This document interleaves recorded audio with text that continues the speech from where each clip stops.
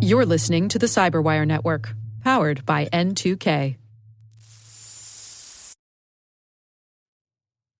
Hey folks, Dave here. If you want to watch this episode, well, you can check it out on our YouTube channel by going to youtube.com/@N2KCyber. Enjoy the show.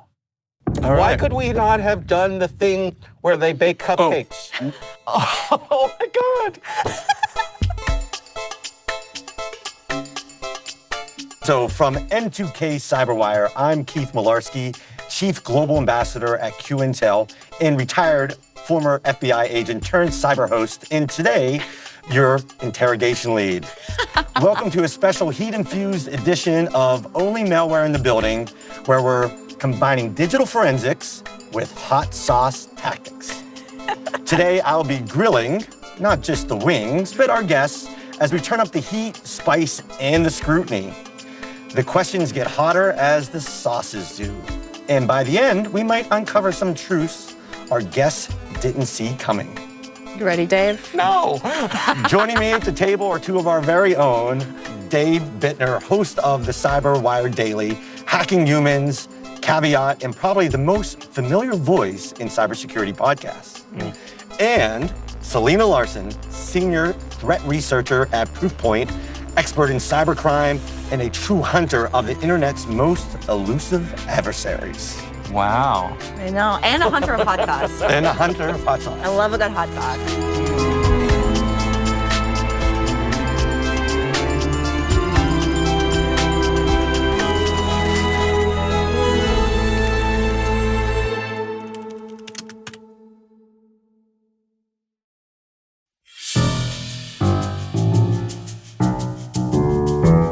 We're going to start off just with a question and one that has no heat. So this is literally a softball. This is our baseline to establish what no heat is like. What no heat is like. Okay, so this is for me. The only heat, yes. Okay. The only heat coming is the question. All right. All right, I'm ready. All right. So this shouldn't be any problem at all. Oh my gosh. It's delicious. All right. That's pretty good. It's quite tasty. No sauce. Scoville 0. So let's take a trip down memory lane. What was the first password you ever used? Was it something super basic, like password 123, or did you come up with something a little more creative? How have your password habits changed and evolved since? And be honest, do you still use the same password somewhere? It might take you longer to remember this. Go ahead. Yeah, because this was longer ago. Yeah, you have more time to think. Go for it. My first password, I think, was probably like my last name. I was very young on the internet, coming up using AOL Instant Messenger and logging on to our little home computer. I honestly can't even remember really what it was, but it was probably something like that. But a better fun fact is my first AIM screen name, which was PITA and then my name, which stood for Pain in the Posterior. Yes. So I still remember that very clearly. Not my password though, but yes, definitely my password uses have changed. Do not use the same password as then or anywhere. And not that you admit it here in front of all of the listeners. Not in front of all of the audience, that's for sure. But of course, no, it's gotten a lot better. Password managers, multi-factor authentication. Definitely not using that when I was a little teeny bopper on my big bubble Mac. Dave? Well, I mean, I started with TRS-80 back in about 1980. Did they even have passwords then? Well, no, the computers didn't. Yes. I mean, you press the button and the computer came on. There was no booting, there was no, but we had dial-up modems, 300 baud dial-up modems, and we dialed into bulletin board systems. I don't know if you ever did any of that. Yeah, I did, yeah. BBS? So one user at a time, so it was great. It was fun. I remember my first username was the highly original and clever Ziggy Stardust. Yes. That was you? No. That was me. But I don't remember, on my password, I don't remember what my original password. It was probably something like appropriate for a 11 or 12-year-old boy. It was probably something like Bowie 69. Something. 69, dudes! But I do not still use that. Mine I remember vividly. So I remember going to the library and opening my first Hotmail account. So this is before I had my first internet computer at home. And in my first password, I was a big Beatle fan, still am, but it was 28 if, which was on the license plate on the Abbey Road. So so I had a combination of both letters and numbers in that. So that was a deep cut. yes, it was. That's pretty clever. Sauce number 1, hacked and hot. Scoville 1200. All right, here we go. Oh. This is good. Okay. Okay, that's not. I can feel some heat spicy. coming. It's building, for sure. There's more coming. But manageable.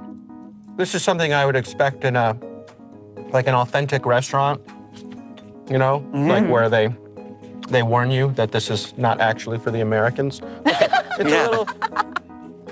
That's hotter than I expected. The heat is coming The now. aftertaste. It Yes. really it packs an after punch. And I'm worried because that was That was number 1. yeah. As a cybersecurity expert, what is your personal tech routine like when you wake up in the morning? Do you go straight to checking if you've been hacked? Or do you start with a fresh cup of coffee? Is there any kind of ritual you have to make sure your digital life stays secure? That's a good question. I have an unhealthy addiction to my smartphone and my computer, so I immediately look at my phone as soon as I wake up, my alarm clock, and I look at it. But this is actually an interesting question because I feel like it's fundamentally about threat modeling, right? And we're thinking about how do you use technology? How do we use technology? Are we always checking to see, what is our risk level? And for us, I don't know how you feel, Dave, but I feel I'm very public. I'm out there. I'm out there. I am imminently findable Yeah. on the internet. Yeah. And so I do kind of think that I'm a little bit more cautious about some of the stuff that I would post of like, oh, where am I or what am I doing? And making sure that I do have all those things under control. But more importantly, I also talk to people who know me, who are my friends and family, and make sure that they are also very secure. Because for public people, it can kind of be a little bit of a supply chain, I guess. Yeah, your besties, right. know. They'll get to you. Some collateral damage, so to speak. Yeah. Exactly. But yeah, same thing. My phone is what wakes me up in the morning. But so I'm on an iPhone, so the first thing it does is tell me everything, hey, good morning. And I have my nickname in my phone is Your Majesty. So it says, good morning, Your Majesty. Here's the weather and here's what it's gonna be, right? I follow the very similar routine that you guys do as well. The one thing I do is you're always checking my bank account and my credit cards for, because it's not necessarily that they're gonna hack my passwords that are gonna, and come into my accounts, but they may hack somebody where my credit card or something has been. So I'm always looking for those fraudulent charges, especially when I'm traveling overseas, because you never know, whether there's a skimmer there or something like that. So I'm very hyper vigilant on that. So Yeah. That's a great point, actually. And then also using, two-factor authentication. So even if they would get one of our passwords, just, you don't have to worry. It's going to be much more difficult to get in. Sauce number 2, threat levels. Scoville 26,500. Let's do it. Let's give it a shot. Down one, 2, 3. Good taste. 10 out of 10. That level, delicious. Yeah, 2 thumbs up. I think that was the best tasting one so far on that. I am sweating a little. You are a little, yes. Thanks.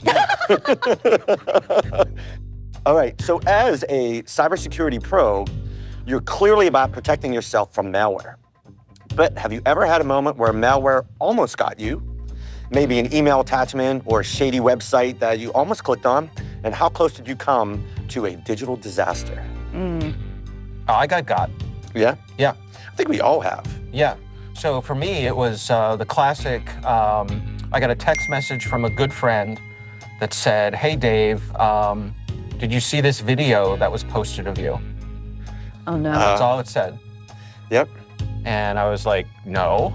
What I gotta see what this is. Right, I gotta see what this is. So I click through, and it's like, takes me to like a Facebook login page. And I logged in. Yeah. That was it. That was the ball game. And so you got your Facebook hacked. I did. Yeah. I got it back. This may have been 10 years ago.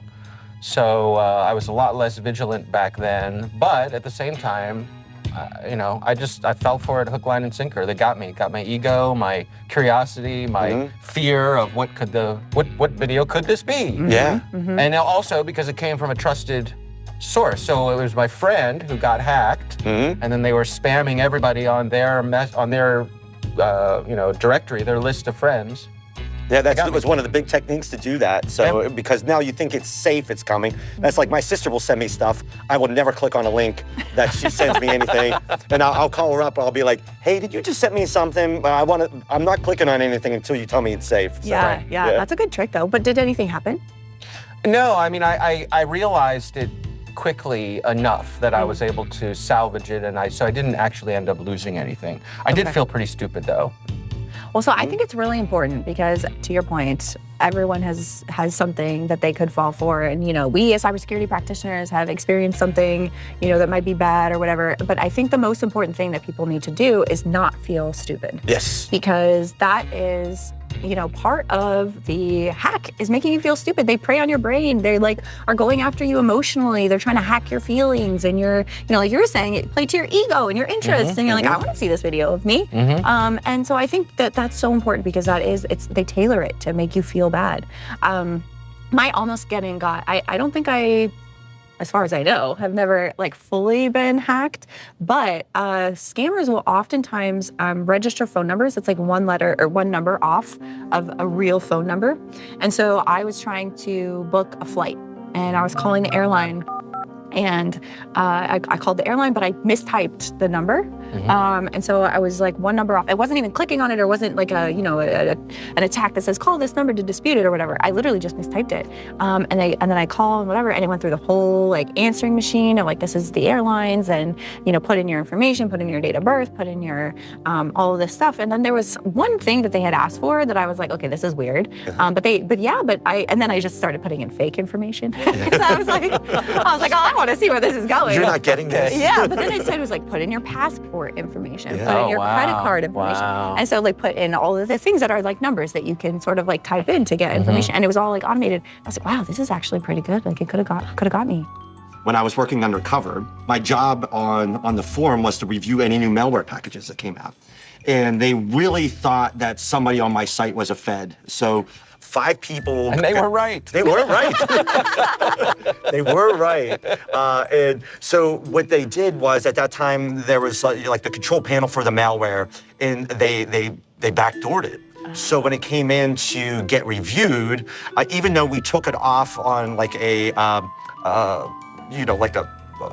not on a production network, on a research network, and it was backstopped and everything like that. As soon as we executed the file, everything that was on the flash drive, which the analyst had some other things on the flash drive that were templates of the NCFTA where I was stationed, and it went right back to the bad guys. Oh. So there was a little bit of a melancholy moment there where, now all of a sudden they knew somebody worked at the NCFTA. So at that time we had it backstopped to a company and all that. And then we heard a story that they were going to do this expose that one of the admins worked at the NCFTA, and I thought I was toast. But then what we ended up doing, we made some phone calls and we scrubbed the DNS, we scrubbed the whois. So when they did their expose, none of that stuff existed anymore. And then they were just NCFTA template reports, and the other hackers were like, this is all made up because nobody would have these documents there with typos in it and things like that, because they were just templates and all that. So I was able to actually skate by. Wow. But that was probably the worst hack, because that was my my undercover identity. But we were able to make it through it. So patched it up, and is that something that's commonly done in these forums? Is they'll sort of seed backdoored? Oh malware? yeah, because that's the other they're always worried about, are there feds or cops there on the form? So they're always trying to dox people, and so I wouldn't trust anything like a credit card checker or anything like. I would always make sure you're open, any undercover guys out there, make sure you're opening it up. Or researchers, make sure you're opening it up in a VM and a totally non-attributable network, because they're going to backdoor it for sure.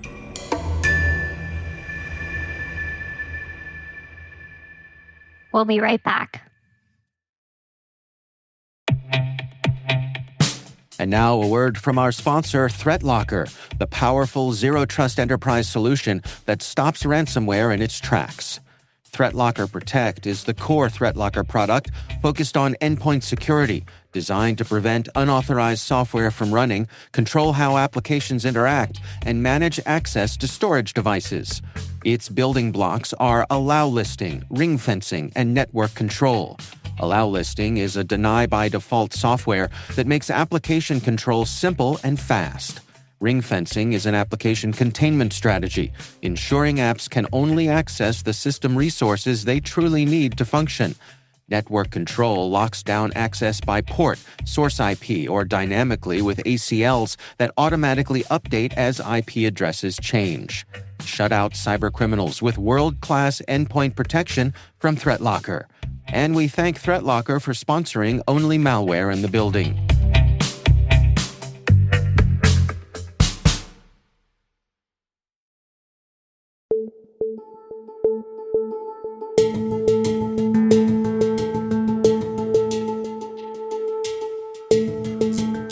Sauce number 3, Scorchware, Scoville units, 131,000. All right.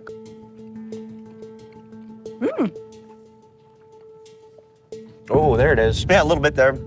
Starting. So, given your line of work, how often do you take a break from all things cyber? Now it's hitting me. Yes. Do you ever go on a digital detox, or is it just impossible to turn off with so much going on in the cybersecurity world? And what is your strategy for really finding balance between staying on top of threats and taking a breather from your screens? So I would say any person who works in this industry who says they know everything about everything is lying to you. I'm something of a scientist myself.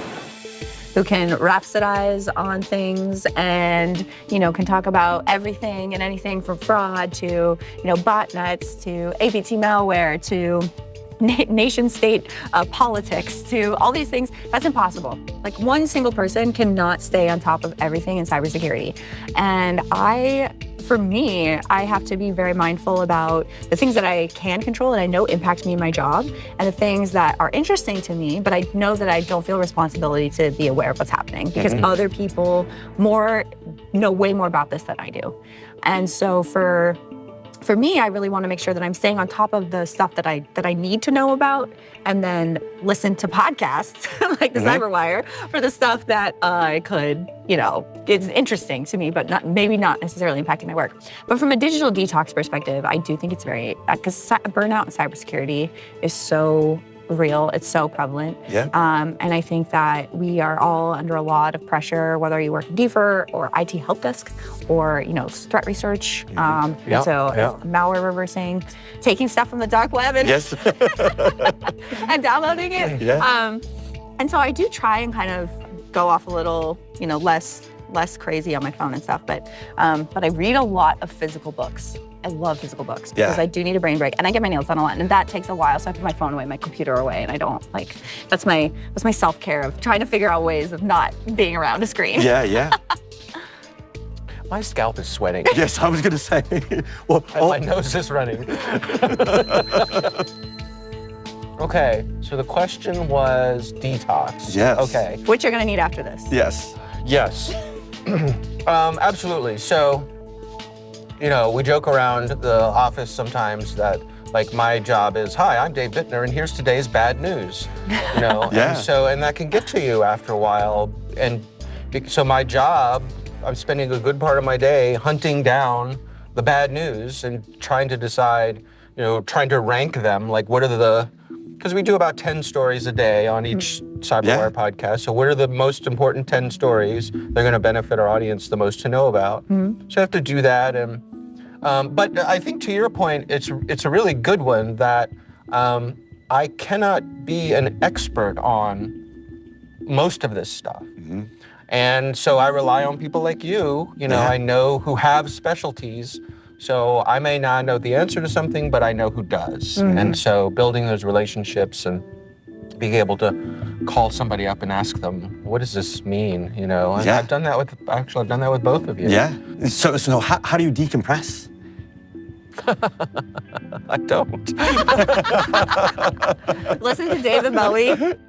When I'm starting to feel it, that I need some time off, I need to respect that. And even just sometimes taking a single day to do nothing, to go, walk, go to a state park and hike, or stay away, like you were said, put the phone down and just try to breathe and change my space and my mindset and all that kind of stuff. And I think, like you were mentioning, in our industry, especially like doing, DFIR, it's just pressure. And, one of the things I always told, my agents working for me, the people that work for me at EY, was that you could run a marathon or you can run a sprint, but you can't sprint a marathon. And it's really important to really kind of pace yourself because otherwise you'll burn out very quick. And it's also like when, if you're lifting weights. If you lift weights every day, you don't make gains. You need time to let those muscles grow. And it's a lot like that in our industry, I think, that we just put a lot of pressure on ourselves because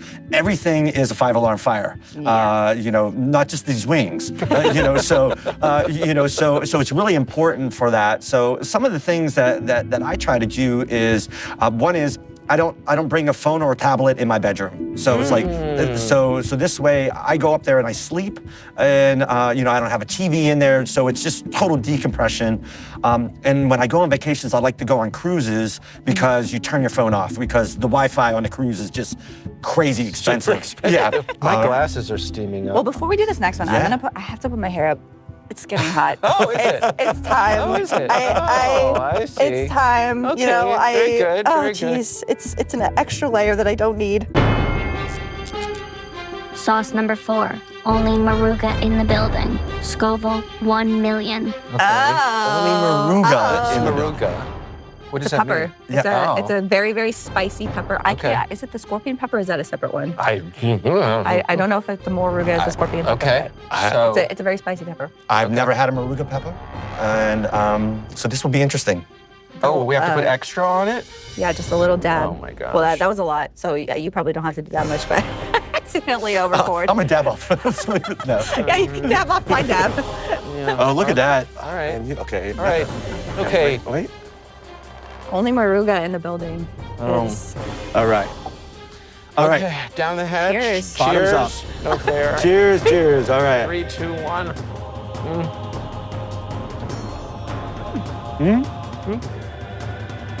Very good taste. Yeah. That's good. I'm waiting for it to hit. Okay. Yeah. Okay, Not bad. it's coming. Yeah, I can tell. It's building. It's just a question of how much and how long. It's a. Oh, there it is. There it is. This one took the longest. Yeah. It's a little. And now that it's there, it's staying. Oh, wow. Okay. All right. Why could we not have done the thing where they bake cupcakes? Now it's. Oh my God. The taste is good, but it's hot. It is. Okay. It's hot. Do we have a couple more? I feel like I'm breathing fire. Do we have a couple more nuggets? Because I'm not quite done, Mr. Molarski. Okay. Oh no, not the FBI hat. Oh no. The tables are turned, and I'll be asking the questions now. All right. Mr. Interrogator. All right. my all right. gosh. Oh, look at this. You're representing. Yes. All right. In my previous career, I actually did some work with the FBI. I did not want to do that. And We have another napkin. did you touch your eyes? Maybe. Oh my God, my eyes are watering. Okay. Oh, It's good. I'm so glad we're not doing 10 of these. Yeah. Oh, thank you. I am going to sweat through this hat. All right. All right. So, Keith. Yes. Wait, do we need another nuggets? Yes. Shall I get? But I'm trying to move this along. So All right. Drink. All right. I'm ready, Dave. All right, we're going to do one more round Okay. with the really hot stuff. I'm the really More hot. of the hot. Yes. Wow. We can't go back. I love it. No, this is great. This is right. wonderful. This is awful. All right. Oh, good God. All right. I'm ready. I'll do a little more. This so hurts so bad. Uh-huh. I can get it all there. Yeah. And not like a John Cougar song where it hurts so good. No. This is unpleasant. This is really unpleasant. Okay. Hey, Dave, why don't you be a podcaster? That'd be fun. Oh, yeah. We'll make funny videos and we'll have a good time. That sounds like a great career. All right. So. It's flashing before your eyes. I know. Well, lots of things are. All right. Okay. Ready? All right. 3, 2, 1. Cheers. Cheers. Yeah. Okay. So, G-Man, Uh-huh. in your career with the FBI, all your years of hunting down bad guys, what was the craziest thing you ever saw? What was the wildest thing that made you step back and go, could this possibly be real with these numbskulls that I'm chasing around the world? Okay. I'm taking this hat off because... I'm gonna eat this first one. Okay. Kind of maybe There's hopefully one extra. There's one left. dull things. I know there were some crazy personalities. Wasn't there a guy with the cats? There were guys with cats. Like exotic cats, right? Yeah, so that was Bogachev, the game over Zeus. Oh yeah. So he was very unique in that, he had these exotic cats. Was it like a lynx or like a? Yeah. It was like Some sort. yeah, like a lynx or like a bobcat. A bobcat. There we something go. like that. Okay. Yeah. He had. Thank you so much. Yeah, so I'm going slow on this, Dave. Yeah. Well, how's your brain? Yeah, it's going good. Yeah. My eyes have stopped watering. Yeah. I mean, I guess like the funniest things is that their wives and girlfriends always never met a camera that they didn't like. So we had like me. So we had a thing like you've heard in like the intelligence community, you heard of like UMIT, which is like human intelligence, or SIGINT, and so we had a thing which we called WAGINT, for wives and girlfriends intelligence. So just seeing what they would be posting all the time, and just going, and you just saw crazy stuff, a lot of stuff not safe for work. So you could just kind of imagine some of those things, but they would post where they were, which was always great for us because then you knew what they were doing. So so that's the best I can come with the clarity of my head right now. How are you? I'm good. This is great. This is great for me. Yeah, I'm doing better now. It's much better now. I'm dying here, guys. But the fact that you doubled down and we went for 2. Wow. So we're going to talk our first computers. What was the first one you owned that you used that sparked your love for tech? Was it a bulky desktop from the 90s or something else entirely? And then was there a specific moment when you thought, okay, I'm hooked on tech? So I will answer. Well, go ahead. Please. Another thing about me, I didn't like technology when I was growing up. I didn't like it. I like, all millennials had our, MySpace and AIM and everything. And I did the marquee scroll so stuff could go across my MySpace page. And I was like, I'm a hacker. But I didn't really like technology, and I was kind of whatever about it. I was a journalist, so I really wanted to be a journalist. I wanted to be a writer. I wanted to, be a person that does words and not numbers. And then I went to San Francisco, and I was doing a job interview in San Francisco, and they're like, well, it was for technology reporter jobs. And it was like, well, what do you know about, what do you know about technology? And I'm like, nothing. But you know what I do know about? The news. And in San Francisco, technology is the news. Yeah. And so I very quickly became, caught up to speed. And then I was like, wow, I love it. And then I really liked cybersecurity and privacy. And so I was like, I'm almost entirely self-taught. I've done some trainings, but not a ton. Yeah. But now I love it. But my first computer was the like bubble Mac. Okay, I think it was a teal, like the teal bubble Mac. Oh, I had to yeah. share it with my siblings. Like an we had, iMac. we had Yeah, your first designated, iMac. we had designated like, times and things you could do, and I think I just missed that you can't use the phone and the computer at the same time. Yeah. So my sister had that, but then I had we have two now. What about you, Dave? I'm sorry. This is awesome. I didn't hear a single word you just said, by the way. The first time I laid hands on computers was I went to they had like a special summer camp, summer school kind of thing. And they had TRS-80 Model 1s, which are like some of the original 8-bit computers. So that's where I learned how to like program BASIC, and I loved it. I loved it so much. So then I saved up money because I had a paper route, and I bought a TRS-80 color computer. Yeah. I could hook up to a cheap TV, and I had a cassette recorder and all that original stuff. And the thing is, when you're 11 or 12, like you don't have any money, but the thing you have is time. Yeah. So I would spend all summer long just like all night, whatever, and I programmed all my own stuff and eventually got a modem, and that opened up a whole nother world of phone freaking and You were a freaker?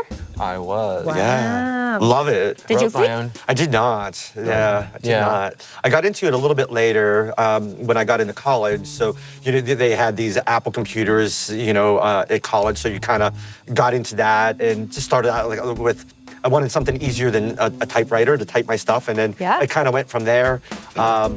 And then one of my roommates would always play on a computer, we'd play like Leisure Suit Larry or, things like that. So just kind of going in from the games. And then finally, when Windows 95 came out with the Start Me Up campaign, that's kind of when I got that first internet computer, which was a gateway computer back in those days. And I think, I can't even remember, like the hard drive was probably like 2 gigabytes, maybe 3 gigabytes, something like that. Yeah. And you had that, very fast 28-bit modem dial-up, which was crazy. And then, when I was at the FBI, I did more like offensive stuff. So, because I worked counterintelligence and espionage my first 7 years.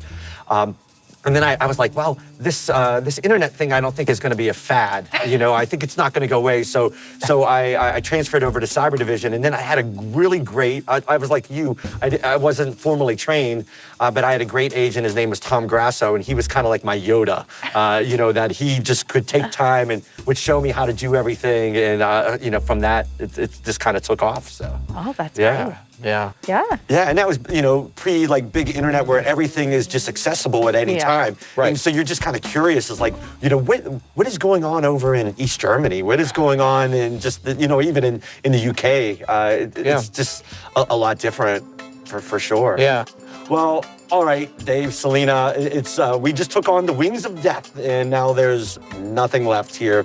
Nothing to do right now but to just roll out the red carpet for this camera, and this camera. Yeah. I'm good. Yeah, and I also I would invite all of our listeners. Yes, please. To, first of all, try some hot sauce. Yes. It'll make your brain rattle, and you'll be very happy and tell some fun stories with your friends. But more importantly, tune in wherever you get your podcast to Only Malware in the building. Yeah. N2K Network, Cyberwire, the great cast and crew here, in the building. Only crew in the building. Yeah. Very exciting. And we've survived. And we survived. Yes. We survived. We thrived. Tune in to Only Malware in the building. Day's not over yet. Day's not over yet. All right. We did it. That was a blast, guys.